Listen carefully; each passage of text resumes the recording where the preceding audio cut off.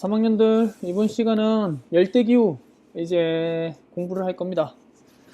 열대기후의 지난 시간에 구분, 우리 열대기후가 AF 열대우림기후죠. AW 사바나기후, 그리고 AM 열대몬순기후, 이렇게 세 가지로 구분이 된다고 공부를 했어요.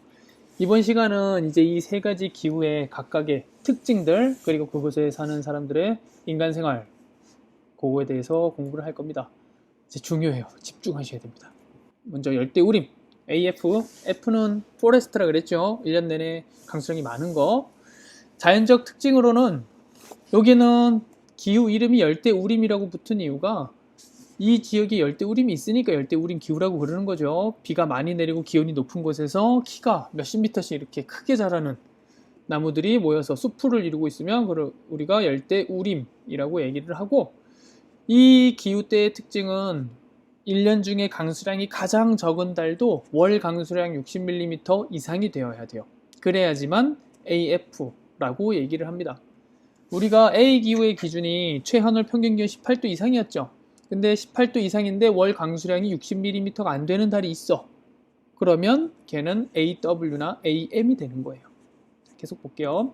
다음에 이 지역은 굉장히 덥고 습하기 때문에 강한 태양빛에 의해서 지표면에 있던 공기들이 위로 올라가서 구름이 만들어지고 비가 내린다 그랬어요. 이게 소나기라고 얘기를 했고, AF 기후에서는 이 소나기가 매일매일 내립니다. 그 매일매일 내리는 소나기, 대류성 강수를 스콜이라고 얘기를 하는 거예요.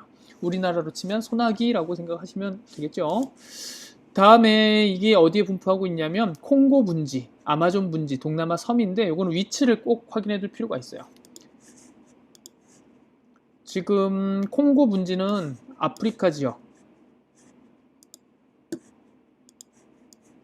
아프리카의 여기 콩고, 여기가 콩고 분지인데, 분지라는 건 한국지리 시간에 배웠겠지만 땅이 움푹 파여 있는 걸 우리가 분지라고 얘기한다고 그랬죠. 여기 땅이 움푹 파여 있고 여기가 열대우림 지역으로서 열대우림이 숲이 꽉 차 있는 거예요. 짙은 초록색으로 나타나는 곳, 여기가 콩고 분지, 열대우림이 나타나는 곳. 두 번째는 여기죠. 아마존 밀림 지역, 여기도 열대우림 지역이고, 적도를 기준으로 또 하나 또 많이 나오는 데가 이쪽이에요.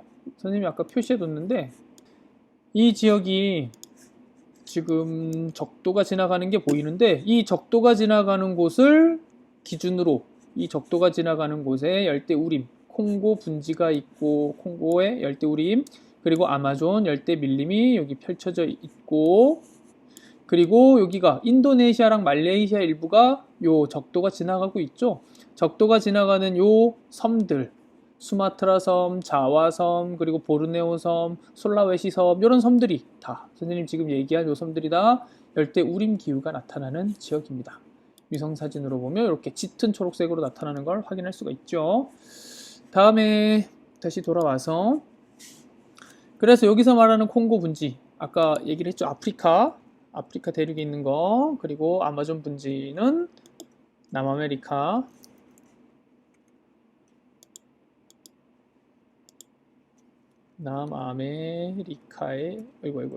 남아메리카에 해당이 되고, 다음에 동남아시아 섬 일대는 여기는 인도네시아랑 말레이시아 일대라고 생각하시면 돼요.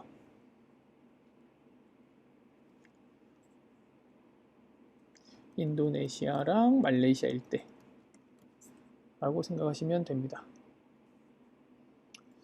다음에 여기에 내용을 보게 되면 인간생활을 크게 의식주, 옷이랑 먹는 거랑 집으로 나눌 수 있는데, 의는 의복, 이 열대기후 지역 사람들은 교과서를 보면 여러분들이 확인할 수 있을 텐데, 교과서에 사진 1번을 보시면 사람들이 다 상의 탈의하고 있죠. 그리고 굉장히 짧은 바지를 입고 있고, 대신에 여기 목에 남자들도 장신구를 차고 있습니다. 머리에도 뭔가를 쓰고 있고, 이렇게 하는 이유가 열대기후 지역은 덥고 습하니까 옷을 많이 입기가 어렵죠. 여러분들도 여름에 반팔 반바지 입지 많이 이렇게 껴입지 않죠.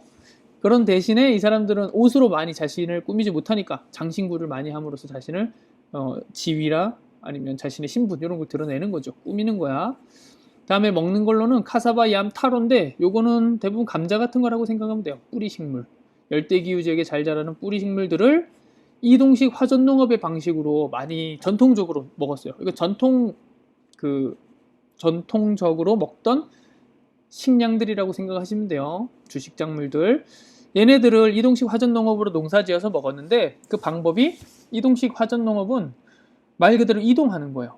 그리고 화전, 불을 질러서 거기에 밭을 만드는 거예요. 그러는 이유가 열대 우림 기후 지역은 나무들이 빽빽히 자라고 있으니까 식물이 자라기는 굉장히 좋지만 비가 많이 내리고 기온도 높고 그런데 농사지을 땅이 별로 없어요. 그러니까 나무들을 베어내고 불을 질러서 농사지을 수 있는 땅을 만들어야 돼. 그래서 화전을 하는 거예요. 근데 이 지역은 많은 강수에 의해서 토양에 있던 영양분들이 다 빠져나가요. 그러니까 비가 많이 내리고 기온은 높지만 토양의 영양분은 적은 거예요. 토양이 비옥하지가 않아. 그러니까 농사를 한 3년, 4년 지으면 농사를 못 지어. 그러면 또 이동하는 거야. 또 베어내고 불 지르고 농사 짓고 또 이동하고 베어내고 불 지르고 농사 짓고 그래서 이동식 화전 농업이 전통적으로 이루어졌습니다. 다음에 주거의 형태로는 고상가옥이라고 합니다. 이 고상가옥도 역시 교과서에 그림으로 나와 있죠. 봅시다. 요게 고상가옥이죠. 여러분들 고등학교 1학년 때 선생님한테 다 배웠어요. 선생님 이거 설명한 기억나요? 바닥을 이렇게 지면으로부터 높게 띄어서 바람이 통해서 집의 온도를 낮출 수 있게 하기 위한 구조고 그리고 또 하나는 해충들이 많으니까 해충들이 집으로 들어오는 걸 막기 위해서 하는 구조라고 얘기를 했습니다. 또 하나는 열대기후 지역은 비가 많이 오기 때문에 지붕이 무너지는 걸 막기 위해 지붕을 굉장히 뾰족하게 급경사의 지붕을 한다 그랬어요. 근데 얘는 선생님 생각엔 그 열대 지역 중에서도 옛날에 지어진 그 전통적인 가옥은 아닌 것 같아요. 전통적인 가옥은 비가 내릴 때 그 빗물을 나무 줄기 같은 것들로 얼기설기 나뭇잎을 포함해서 만들어서 무너질 수 있기 때문에 뾰족하게 짓는데 얘는 약간 현대식 가옥의 그 양식 구조가 들어가 있는 것 같아요. 요거 이렇게 완만한 지붕이 아니라 전통적으로는 더 뾰족한 지붕이 들어갔다라고 생각하시면 되겠습니다. 다시 그리고 요거 이제 다 설명했고요. 열대 우림 기후 지역에서 생산 활동이 대표적인 게 아까 이동식 화정 농업 이게 전통적으로 이루어지던 농업이라고 얘기를 했고 다음에 플랜테이션인데 이것도 역시 여러분들이 한 번은 배웠어요. 고1 때 열대의 선진국의 자본과 기술 그리고 열대 기후 지역의 원주민의 저렴한 노동력을 이용해서 상품 작물을 대량 생산하는 걸 플랜테이션이라고 부른다고 그랬어요. 요거 기억하고 있으셔야 됩니다. 여기서 상품 작물은 주로 먹기 위해서 생산하는 주곡작물이 아니라 내다 팔 목적으로 하는 거. 커피나 카카오 같은 게 이제 대표적인 열대기후 지역의 상품 작물이에요. 그래서 이게 플랜테이션 농장 자체가 선진국이 열대기후 지역에 있는 좀 가난한 나라들을 식민 지배하면서 착취하는 거라고 선생님이 얘기를 했어요. 그래서 이런 걸 줄이기 위해서 우리가 공정무역을 해야 되고 우리나라에 파는 게 공정무역 커피, 초콜릿 이런 거 있는데 여러분 1학년 때 선생님이 사줬을 거예요. 아마 기억날 겁니다. 그게 이제 열대기후 지역의 노동자들에게 정당한 대가를 지불하고 거래하는 상품들에 붙여주는 거였죠. 공정무역 이 마크를 그걸 우리가 사 먹었고 그래서 과거에는 이동식 화전농업이 주였는데 지금은 이동식 화전농업이 주가 아니라 플랜테이션이 주예요. 플랜테이션을 통해서 커피나 카카오, 차, 사탕수수, 고무 이렇게 열대기후 지역에 잘 자라는 작물들을 대량으로 생산해서 그걸 선진국에서 가져가서 파는 거죠. 그래서 이익은 선진국이 보는 거고 다음에 또 하나는 관광. 열대기후 지역이 이제 교통이 발달하면서 열대기후 지역의 전통 민족들 그리고 다양한 생태 환경을 관광 자원으로 활용해서 이제 경제적 소득을 올리고 있는 거죠. 이게 열대 우림 기후 지역의 특징이라고 볼 수가 있겠습니다. 다음에 사바나 기후 봅시다. 사바나 기후의 자연 특징은 먼저 건기와 우기가 굉장히 뚜렷하다는 거. 사바나 기후도 북반구에 사바나 기후가 있고 남반구에 사바나 기후가 있는 거 여러분 선생님이 지난 시간에 강조했을 거예요. 마지막에 이거 꼭 기억해야 되는데 여기 아까 콩고 분지 여기 그리고 아마존 분지인데 콩고 분지나 아마존 분지를 보면 그 위쪽 아래쪽으로 여기도 위쪽 아래쪽으로 동남아시아도 마찬가지죠. 위쪽 아래쪽으로 사바나 기후가 나타나게 돼요. 그래서 북반구에 사바나 기후가 있고 남반구에 사바나 기후가 있는데 선생님이 북반구의 사바나 기후는 7월이 우기 그리고 남반구의 사바나 기후는 1월이 우기라고 얘기를 했을 거예요. 여러분 요거를 잘 기억하고 계셔야 됩니다. 북반구와 남반구의 건기와 우기가 서로 다르다는 거 잘 기억하고 있으시고, 이 사바나는 동물의 왕국 생각하시면 돼요. 선생님 어렸을 때 굉장히 좋아했던 그 동물의 왕국. 네가 그린 동물이 마법의 주문이 되어 너의 여린 마음을 자라나게 할 거야. 동물들이 풀숲에 이렇게 숨어있고 잡아먹고 하는 거, 거기가 장초라고 불러요. 약간 키가 큰 풀들이야. 사자나 하이에나나 표범 같은 게 이렇게 몸을 웅크리고 숨을 수 있는 키가 큰 풀. 그리고 드문드문 키가 작은 나무들이 있는데 그거를 우리가 관목이라고 얘기를 하는 거예요. 그래서 사바나 기후와 관련된 사진이 여기 잘 나와 있는 게 없는데 선생님이 하나 보여주면,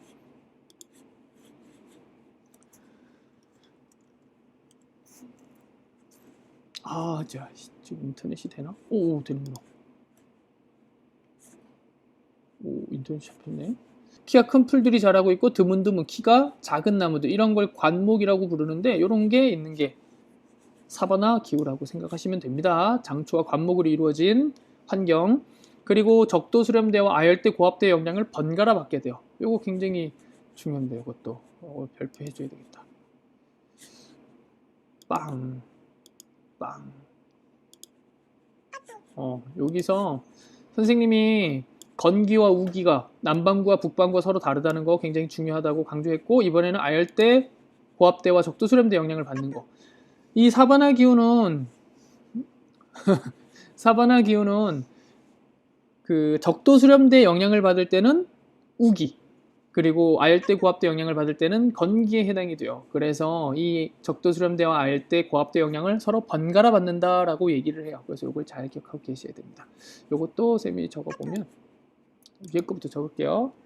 북반구 사바나는 7월이 우기고 1월이 건기다. 조금 더 작아도 되겠다. 그리고 남반구의 사바나는 7월이 건기고 1월이 우기다. 그 이유가 우기일 때는 적도 수렴대 영향을 받는 거고, 그리고 건기일 때는 아열대, 고압대의 영향을 받는 거다. 뭘 알고 계시면 되겠습니다. 필기를 해 두셔야 돼요, 여러분도. 다음에 분포하고 있는 곳은 AF 주변, 아까 설명했죠. 콩고 분지 위아래, 아마존 분지 위아래, 그리고 동남아시아의 섬, 수마트라 섬, 자와 섬, 보르네오 섬, 그리고 술라웨시 섬의 위쪽, 그러니까 동남아시아 반도의 맨 끝에, 인도차이나 반도 맨 끝에 생각하면 되겠고, 그리고 남반구에 해당하는 곳은 다윈 지역, 오스트레일리아의 북부 지역이에요. 오스트레일리아 북부가 역시 사바나 기후에 해당이 돼요. 한번 다시 지도를 보면, 교과서를 보면 되죠. 교과서에 이쪽이죠, 이쪽. 오스트레일리아 북부가 역시 사바나 기후에 해당이 된다는 걸 잘 기억하고 계셔야 됩니다. 다음에 열대기후의 마지막은 AM, 열대 몬순 기후인데, 이 열대 몬순 기후는 자연 특징이 조금 비슷해요. 건기가 있긴 있는데 굉장히 시기가 짧아서 열대 우림이 나타나고, 그리고 비가 많이 오는 우기는 계절풍의 영향으로 우기가 많이 오는 거예요. 적도 수렴대 영향도 있지만 적도 수렴대 영향보다는 계절풍, 여름 계절풍의 영향을 크게 받아서 긴 우기, 많은 비가 내리는 거고, 그리고 분포하고 있는 곳은 인도의 남서지역, 이쪽을 말하는 거예요. 이쪽, 여기 남서지역, 그리고 여기를 벵골만이라 그러거든요. 우리가 인도 지역에 사는 호랑이를 벵골 호랑이라고 부르죠. 이 지역 이름이 벵골만이에요. 바다가 육지 쪽으로 쏙 들어와 있는 거. 이 벵골만의 북동부, 벵골만의 북동부 지역이 역시 사바나 기후가 나타나고, 열대 몬순 기후가 나타나고 있고요. 그리고 동남아시아 섬일부, 필리핀 같은데 열대 몬순 기후가 나타나고 있고, 그리고 이쪽에 나타나고 있습니다. 그 남아메리카의 북동쪽에 역시 그 열대 몬순 기후가 나타나는데, 열대 몬순 기후는 그래서 여러분들이 북동쪽에 동쪽에 많이 나타난다고 생각하시면 돼요. 동쪽에. 그 계절풍이라는 것 자체가 대륙의 동쪽에 있는 곳에 그 여름 계절풍의 영향이 강하게 영향을 미치게 되는 거거든요. 그래서 벵골만의 북동부, 동부 지역, 동남아시아 일대, 그리고 인도의 남서쪽, 그리고 남아메리카의 이쪽 동부 지역, 북동부 지역 이렇게 기억하고 있으면 되겠습니다. 다음으로 인간 생활은 AF와 유사해요. 열대 밀림이니까 거기서 사는 사람들도 역시 고상가옥 짓고 지붕 뾰족하게 하고 살고, 그리고 플랜테이션 해서 착취를 당하는데, 동남아시아 지역은 주로 착취당하는 게 사탕수수, 고무, 그리고 차 이런 거 많이 좀 착취를 당합니다. 그래서 여기까지가 지금 열대기후에 대해 마인드맵으로 공부를 해본 거고요. 열대기후 지역 교과서 보도록 하겠습니다. 교과서 34쪽, 35쪽에 해당이 되는데요. 열대우림기후 아까 요거 내용들은 다 이미 설명했기 때문에 밑줄만 좀 쳐보시면 되고, 요게 이제 열대우림의 생김새라고 생각하면 되겠고, 요게 사바나기후 지역, 드문드문 키가 작은 나무, 열대우림에 비해서 상당히 키가 작은 나무들이죠. 이 관목들과 장초가 자란다고 생각하시면 되겠고, 요거는 건기와 우기의 밑에 바닥 황토 색깔이 다르죠. 여기는 땅에 풀들이 다 지금 죽어 있어서 보이지, 황토색으로 보이는 거고, 우기 때는 얘네들이 잘 자라니까 초록색으로 뒤덮여 있는 걸 확인할 수가 있을 거예요. 건기와 우기가 뚜렷이 구분된다. 근데 건기는 뭐의 영향을 받는다? 아열대 고압대 영향을 받을 때, 우기는 적도수렴대 영향을 받을 때. 요걸 잘 기억하고 있어야 돼요. 요 내용이 중요합니다.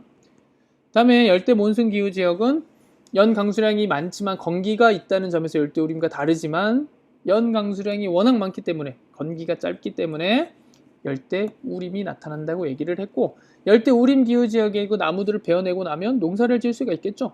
기온이 높고 비가 많이 내리니까 이 동남아시아 일부 지역에서는 이런 데다 벼농사를 짓기도 해요. 근데 아예 숲으로 이렇게 덮인 지역은 하기가 어려워요. 그 숲으로 덮이지 않은 좀 주변 지역에다 이제 이런 걸 벼농사를 할 수가 있는 거예요. 근데 하게 되면 농사를 굉장히 속성으로 지을 수 있겠죠. 우리나라 여름이 이제 벼가 익는데 가장 큰 역할을 하는 거니까 1년 내내 여름이라서 2번, 3번 2기작, 3기작이 가능하다는 겁니다. 요게 여러분들 아까 그 마인드맵에는 없었던 내용인데 중요한 내용이에요. 열대 고산기후. 고산기후는 기호로는 H 쓰는데, 고산기후, H기후 같은 경우에는 열대기후 지역은 너무 덥고 해충도 많고 습해서 사람이 살기가 어려워요. 오히려. 그래서 아마존 밀림, 콩고 분지 같은 데 밀림이 남아 있는 거죠. 근데 그런 곳에 해발 고도가 높은 산이 있으면 그 산 중턱은 기온이 적당합니다. 그래서 우리나라 봄과 같은 날씨가 나타나는데, 그 봄과 같은 날씨가 나타나는 고산 지역을, 열대 고산 지역을 열대 고산 기후라 그러고, 이걸 다른 말로 상춘 기후라고 얘기를 합니다. 항상 봄과 같은 날씨가 나타나서, 요거 봄과 같은 날씨가 나타나기 때문에 항상 상자에 봄춘자, 상춘 기후라고 얘기를 하고, 상춘 기후가 나타나는 곳은 대부분은 그 안데스 산지 쪽, 남아메리카 쪽에 많이 나타나요. 왜냐하면 남아메리카 쪽에 해발 고도가, 열대기후 지역에 해발 고도가 높은 산맥이 있으니까 그게 안데스 산맥이 되는 거죠.